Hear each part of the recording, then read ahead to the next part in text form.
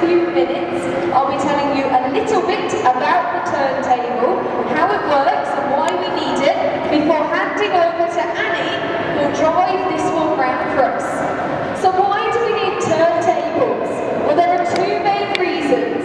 The first is quite obvious, it's to turn things round. If you look at steam locomotives with separate tenders like Evening Star, the engine itself is perfectly happy going forwards or backwards.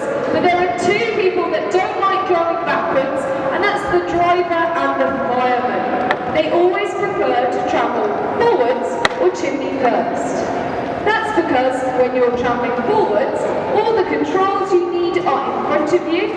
You can see your signals clearly, and the cab gives you protection from the weather. When you're travelling backwards, all the controls you need are behind you. The signals are hidden behind a heap of coal, and you have very little protection from the weather.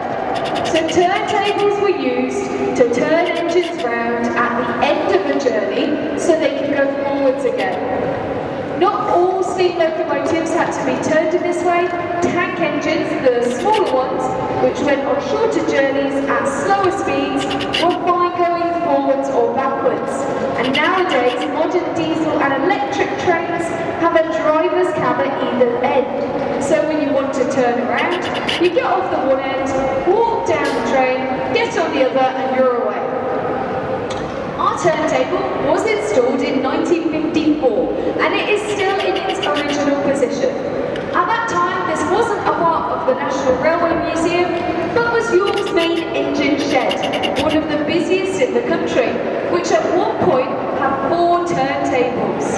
As well as turning engines round, they served another very useful purpose, and that's storage.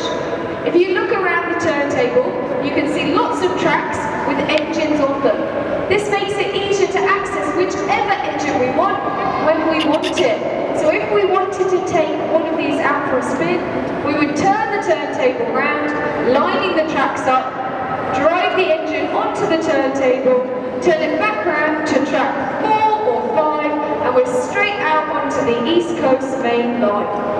The alternative means of parking your engines would be to put them all in long parallel lines, which would be fine until yours was stuck in the middle, in which case you'd have to shut everything out the way, get yours out and shut everything back in again.